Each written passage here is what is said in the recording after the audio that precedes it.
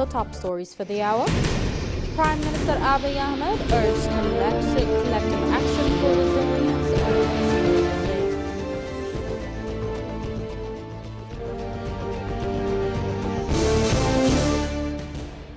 and And Ethiopia restores diesel supply to pre-disruption levels after Middle East shock.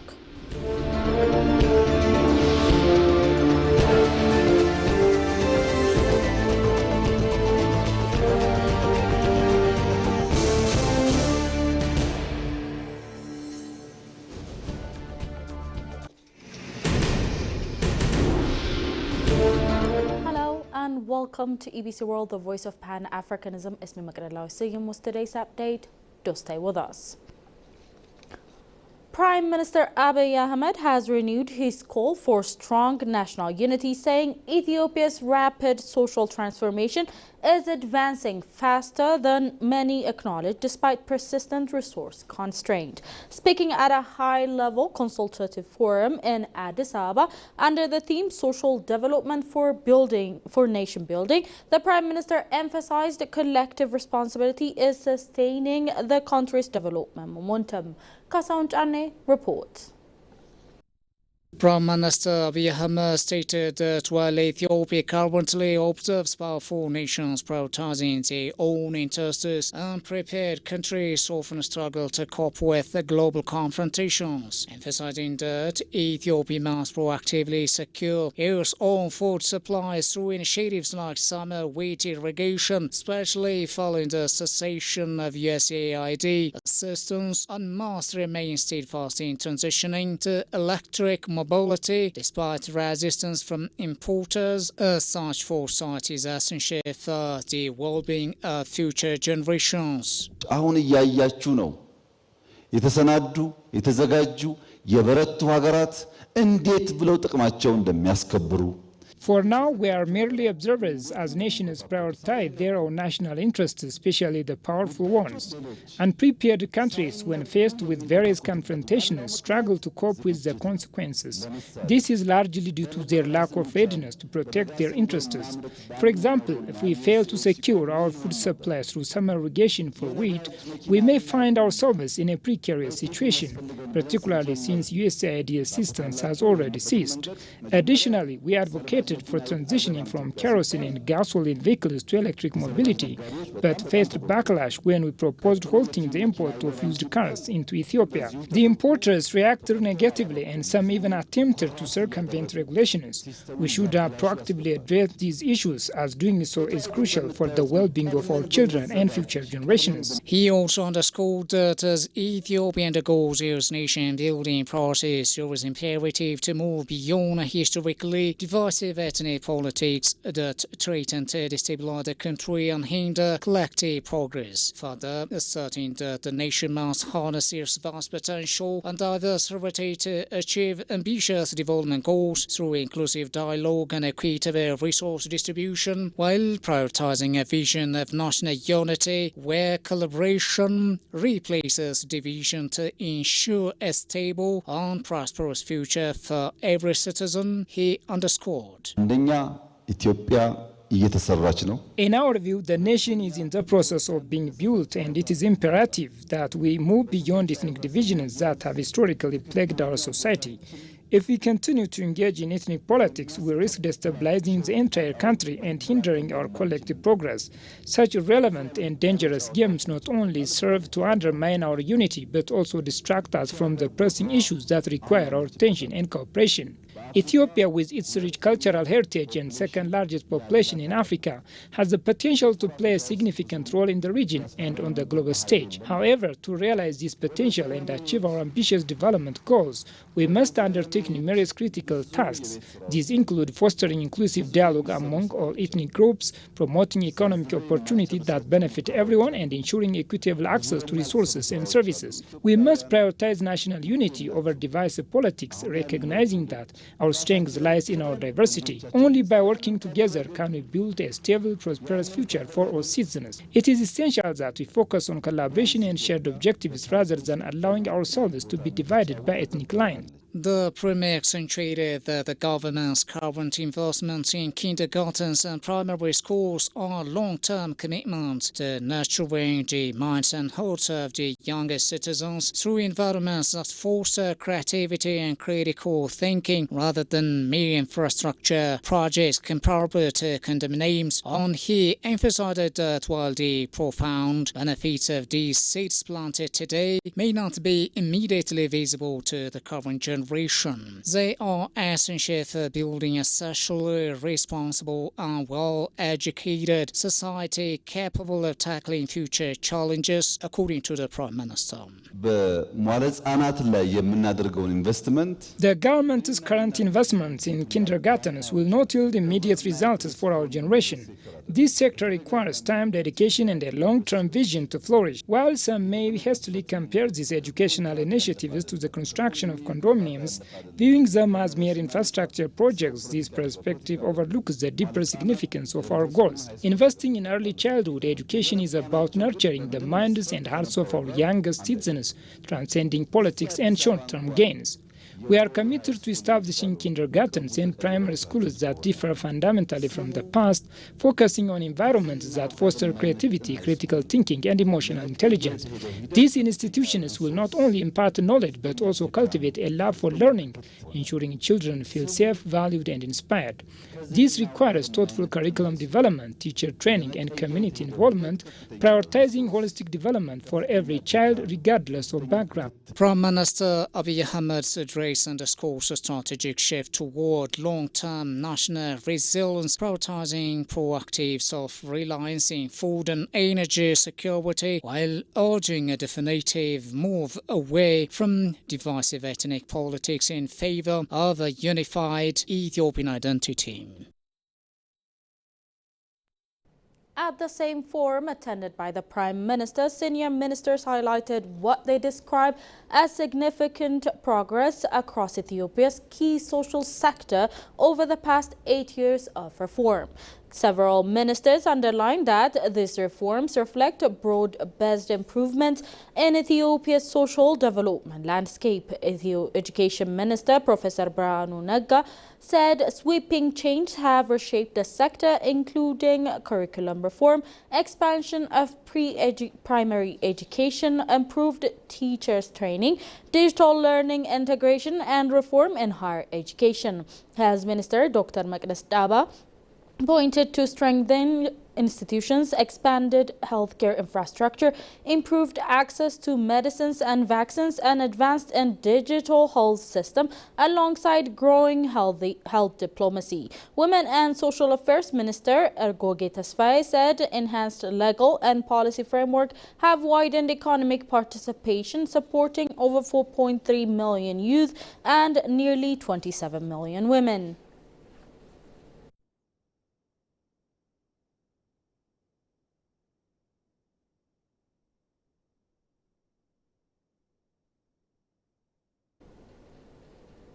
Ethiopia and South Africa have agreed to deepen their long-standing partnership with a renewed focus on parliamentary cooperation, trade, and people-to-people ties. The agreement was reached during talks between Ethiopia's House of People representatives and South African Ambassador Nonseba Losi. Chairperson of the Foreign Relations and Peace Affairs Standing Committee with Parliament, Dima Nago, said Ethiopia's parliamentary system offers opportunities for shared learning, noting similarities with South Africa's democratic institutions.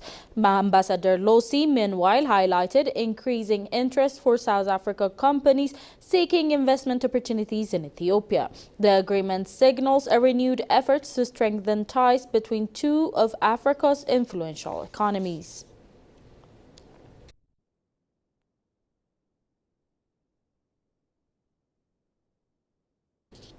Mozambique President Daniel Francisco Chapo has concluded his official working visit to Ethiopia. He has seen off in an official farewell ceremony in Addis Ababa, marking the end of a series of high-level engagement aimed at strengthening bilateral relations. Take a look.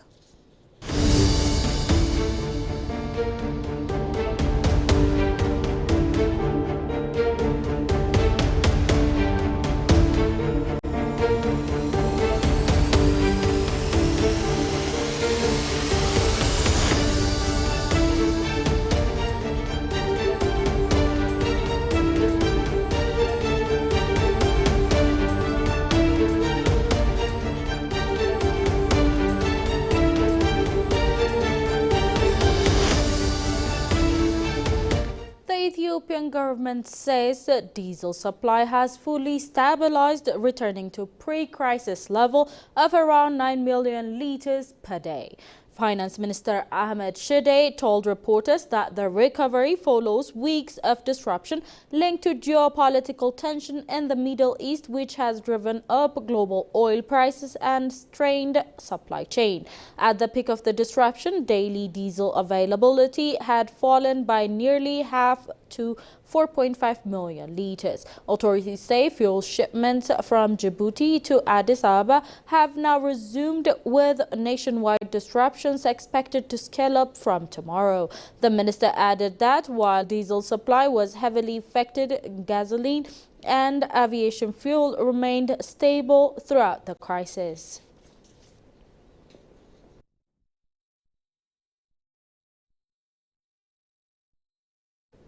Ethiopia says it is accelerating its transition towards a green economy as part of the effort to strengthen long-term energy security and reduce dependency on imported fossil fuel. The government communication service says billions of birr have been allocated to cushion citizens from global fuel price shock while ensuring stable supply and amid international disruption. It notes that Ethiopia's energy mix is increasingly driven by renewable sources, particularly hydropower, wind and solar, with geothermal and nuclear energy projects also under development. The statement says this transition is helping stabilize key sectors such as manufacturing, while reinforcing macroeconomic resilience. Officials also report growing adoption of electric vehicles, with more than 140,000 now operating across the country. The government says the shift towards clean energy is central to ensuring sustainable development and long-term energy independency.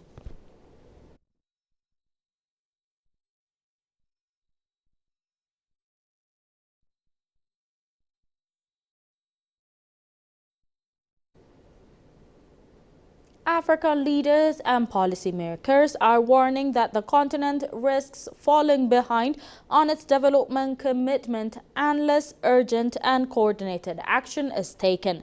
At the 12th session of the African Regional Forum on Sustainable Development in Addis Ababa, officials stressed that time is running out to meet the 2030 agenda and Agenda 2063 targets. Under the theme Turning the Tide, Transformative and Coordinated Action for the 2030 Agenda and Agenda 2063, the forum brought together senior leaders at a critical moment for continent development trajectory. And opening the session, UN Economic Commission for Africa Executive Secretary Clever Gatete called for bold and transformative action, warning that showing growth, inequality, climate shock, and geopolitical tensions are undermining progress. For Africa, this moment is not only an opportunity, it is a necessity. Long-standing structural constraints continue to intersect with rapid demographic, urban, and climate transitions, demanding the urgency of action. Nowhere are these pressures more evident than in the sectors under review this year. Far from being peripheral objectives, the goals under review this year, covering water and sanitation, sustainable cities, energy and resilient infrastructure and partnerships, form the productive foundation of Africa's transformation. Where these systems are weak, growth is undermined, inequality intensifies, and progress slows. But where they function well, they drive productivity, competitiveness, and inclusion across the economy. Despite progress in expanding access, the facts are undeniable. Water systems that lack safety, reliability, and quality continue to constrain health, productivity, and economic transformation across the continent. The African Union Commission Deputy Chairperson Salam Malik Haddadi emphasized that with only a few years remaining, stronger partnership between the African Union and the United Nations are essential to mobilize resources and strengthen institutional capacity. With less than 5 years remaining to achieve the Sustainable Development Goals, we must move beyond incremental progress towards accelerated transformational change. This requires, 1, stronger policy coherence across continental, regional, and national frameworks.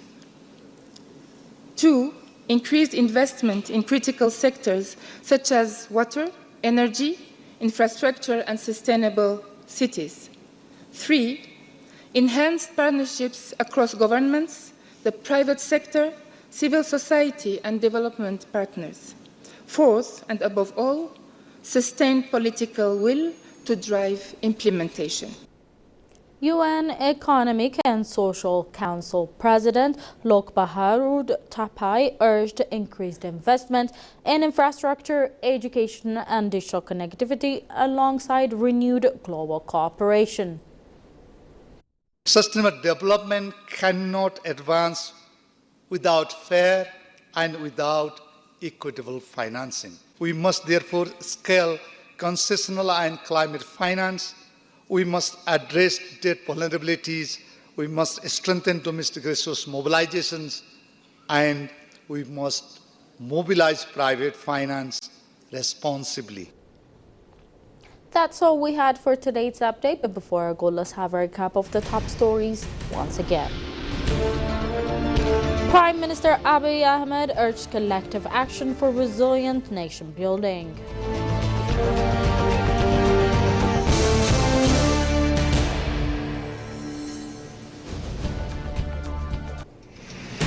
And Ethiopia restores diesel supply to pre-disruption levels after Middle East shock.